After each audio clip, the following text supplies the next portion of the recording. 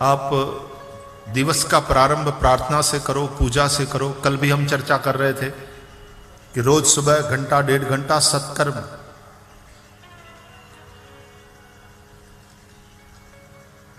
और दिन का अंत कोई सदग्रंथ के पठन से करो। अच्छी पुस्तक पढ़ो रात में सोने से पहले।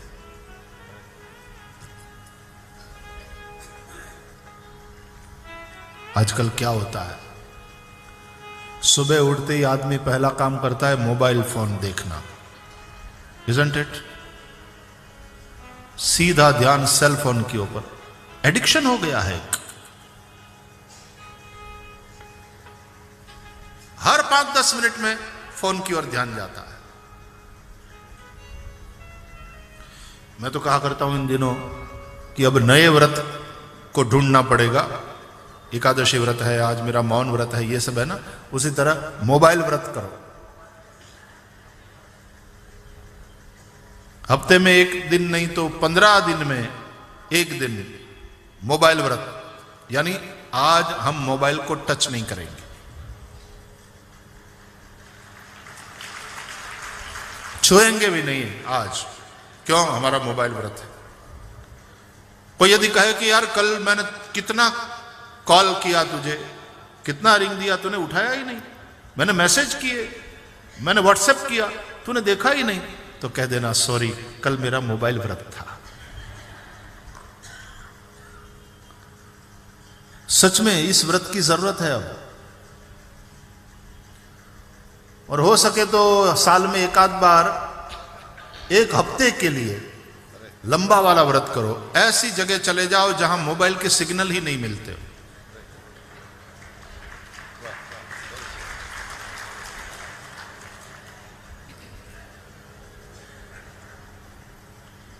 अभी कहीं बहुत अच्छा पड़ा कि जब तक फोन वायर से लगा हुआ था, लैंडलाइन थी ना, फोन वायर से लगा हुआ था, तब तक आदमी मुक्त था। अब फोन मुक्त हुआ है, वायरलेस हुआ है, तब से आदमी बंध गया। सेल फोन आ गए, तब से आदमी बंध गया। फोन मुक्त हुआ तो आदमी बंध गया। फोन अच्छी चीज, कम्युनिकेशन के लिए साधन चाहिए। फोन बंधा हुआ था तब तक भी हम मुक्त थे, लेकिन फोन मुक्त हुए तब से आदमी बंध गया। इतनी अधीनता, और अधीनता तक तो ठीक है, गुलामी, गुलामी से भी बढ़कर के कहूं तो नशा, एडिक्शन। हमारे बच्चे रात में 1:30 बजे तक सोते नहीं, मोबाइल पे ही चैटिंग या तो यूट्यूब के वीडियोस। पढ़े लिखे बच्चे, खास करके शहरों के बच्चे, स्लीप डिप्राइव्ड होने लगे हैं। और सुबह उठकर जाना पड़ता है, कॉलेज है, स्कूल है, दफ्तर है, नींद कम होने लगी है। उसके चलते फिर हाई बीपी, मेमोरी लॉस, चिड़चिड़ापन, रिश्ते खराब। प्राय पत्नियां कहती है 7 फेरे मेरे साथ लिए, 8वां फेरा इस फोन के साथ लिया है इन्होंने।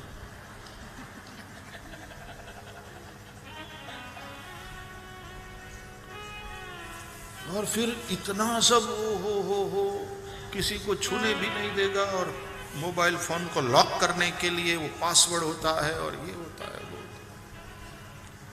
पति पत्नी में झगड़ा होने लगा तो अचानक से वो पति बोला, छाती में दुखने लगा तो सोफा पर बैठ गया, आह आह आह करने लगा। तो झगड़ा खत्म करके पत्नी थोड़ी देर तो देखा, फिर क्या हो रहा है,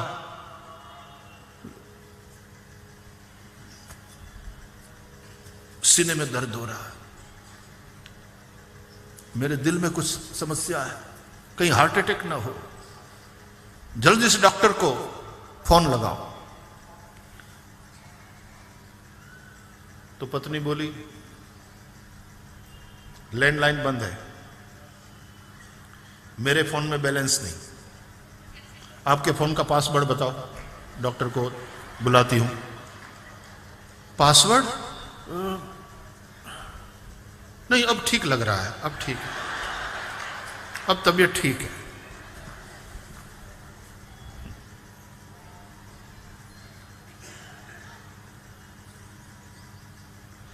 सेल फोन ने तो दुनिया की पूरी लाइफस्टाइल चेंज कर दी, इसलिए इस व्रत की, नए वाले व्रत की जरूरत पड़ेगी अब लोगों को। हफ्ते में एक दिन, नहीं तो 15 दिन में एक दिन एकादशी करते ही हो, बस उसी तरह मोबाइल व्रत करो। आज हाथ नहीं लगाएंगे।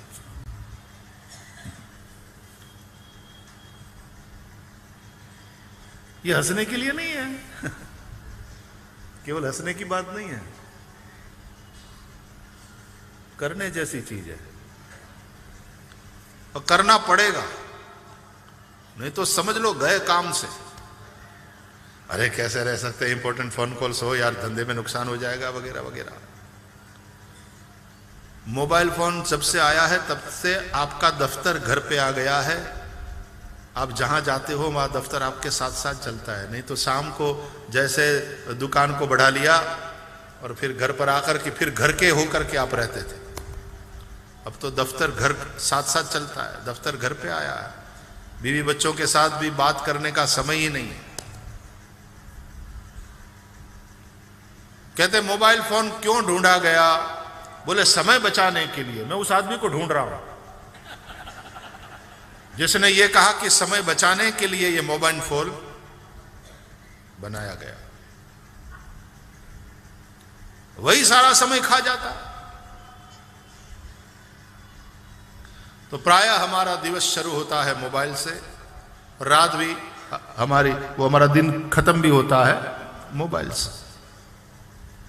सुबह हमारी शुरू हो प्रार्थना से पहले, कराग्रे वसते लक्ष्मी, करमूले सरस्वती, करमध्ये तु गोविंद, प्रभाते करदर्शनम, समुद्रवसने देवी, पर्वतस्तन मंडले विष्णुपत्नी नमस्तुभ्यं, पादस्पर्शं क्षमस्व मे, प्रातः स्मरामि हृदि संस्फुरदात्मतत्त्वं, सच्चित् सुखं परमहंस गतिं तुरीयं, यत्स्वप्नजागर सुषुप्तमवैति नित्यं, तद्ब्रह्म निष्कलमहं न च भूतसङ्गः, प्रातर्भजामि वचसो वचसामगम्यं, वाचो विभान्ति निखिलाय दनुग्रहेण, यन्नेति नेति वचनैर्निगमा अवोचन्, तन्देवदेवमजमच्युतमाहुरग्र्यम्, ब्रह्मा मुरारिस्त्रिपुरान्धकारी, भानुशशि भूमिसुतो बुधश्च, गुरुश्च शुक्रश्च शनिराहुकेतवः, कुर्वन्तु सर्वे मम सुप्रभातम्।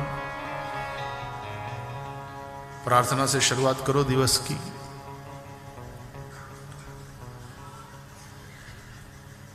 दातुन करने के लिए भी मंत्र है, श्लोक बोलना। स्नान के लिए भी श्लोक है, और फिर पूजा या ध्यान के लिए बैठो। दिवस इस तरह से शुरू करो। और रात में सोने से पहले, ठीक है थोड़ा फोन देख लिया, ठीक है थोड़ा टीवी देख लिया, न्यूज इत्यादि देख लिया, थोड़ा कॉमेडी कोई सीरियल्स देख लिया, लेकिन फिर टीवी स्विच ऑफ करके अच्छी पुस्तक तुम्हारे सिरहाने के पास होनी चाहिए। और आपस में बात करो तो फिर ये कहो कि आजकल मैं ये वाली पुस्तक पढ़ रहा हूं, इसके लेखक ये है और इसका विषय ये है, बहुत अच्छी पुस्तक है, पढ़ने लायक है, मैं पूरी करके फिर तुमको दूंगा यदि तुम पढ़ना चाहते हो। और पुस्तक एक्सचेंज करो। वो कहे कि मैं ये वाली पढ़ रहा हूं, ये मैं तुझे दे दूंगा। अच्छी पुस्तकें पढ़ो। अच्छा बताओ, आपके पास 1 रुपया है आपकी जेब में, मेरे पास भी 1 रुपया है, मैंने 1 रुपया आपको दिया, आपने तुम्हारे पास जो था वो 1 रुपया मुझे दिया, तो इस एक्सचेंज के बाद परिणाम क्या निकला? मेरे पास भी पहले 1 रुपया था, एक्सचेंज के बाद मेरे पास बैलेंस रहा 1 रुपया, तुम्हारे पास भी पहले 1 रुपया था, एक्सचेंज के बाद तुम्हारे पास भी 1 रुपया बचा, नो लॉस नो प्रॉफिट। लेकिन मैंने एक पुस्तक पढ़ी और मेरे पास एक अच्छा विचार है, तुमने एक पुस्तक पढ़ी और तुम्हारे पास एक अच्छा विचार है, मैंने अपना अच्छा विचार तुमको बताया, तुमने जो पढ़ा था वो अच्छा विचार मुझे बताया, तो मेरे पास अब कितने अच्छे विचार हो गए? 2। पहले था 1, अब बन गए 2। तुम्हारे पास भी पहले 1 था, अब कितने हो गए? 2। देने के बावजूद मेरे पास रहता है अच्छा विचार, और तुम्हारा तो मुझे मिलता ही है, और मैंने तुमको दिया, तो तुम्हारे पास भी अब 2 हो गए, मेरे पास भी 2, अब 2 हो गए। ये रोकड़ा नफा है। इस प्रकार सद्विचारों का आदान प्रदान हो। अच्छी पुस्तक पढ़ो, रात में सोने से पहले अच्छी पुस्तक पढ़ो, यह भी सत्संग ही है। सत्संगश्चैव नृणाम, सत्संग ही मनुष्य की परम निधि है। तो हम क्या चर्चा कर रहे थे कि सनत कुमार भी परमहंस होते हुए भी सत्संग के लिए घूमते हैं कि सत्संग मिले कहीं, सत्संगार्थम समायाता, और सत्संग की जो इच्छा करता है उसको सत्संग मिल जाता है भगवत कृपा से। नारद जी मिल गए, ददृशुस्तत्र नारदम। अच्छा, नारद जी को देखा तो प्रसन्न तो हो गए सनत कुमार, लेकिन नारद जी को उदास देखा। पूछा, कथम ब्रह्मन् दीनमुखः कुतश्चिन्तातुरो भवान् त्वरितं गम्यते कुत्र कुतश्चागमनं तव। क्यों दुखी है महाराज? नारद जी, आप तो सदा प्रसन्न रहने वाले भगवान के भक्त हैं। भगवान का दास कभी नहीं होता उदास, सदा प्रसन्न रहता, इसलिए सदैव प्रसन्न रहना, ऑलवेज बी हैप्पी, यह भक्त का लक्षण है। चिंता नहीं होती। क्या बात है, आप कहां जा रहे हैं, कहां से आ रहे हैं? तो नारद जी ने कहा कि मैं पृथ्वी पर गया था।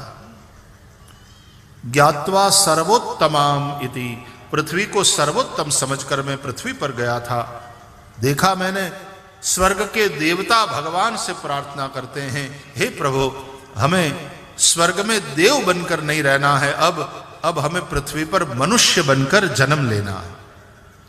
देखो, इसलिए ये मानव जन्म देवों को भी दुर्लभ है, ऐसा बताया। मानव जन्म दुर्लभ है,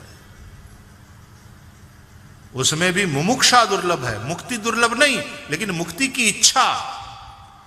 और भगवान दुर्लभ नहीं, संत दुर्लभ है।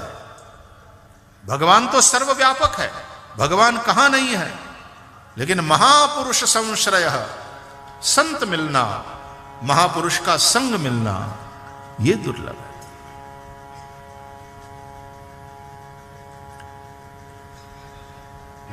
रंग रंग पांडुरंग रंग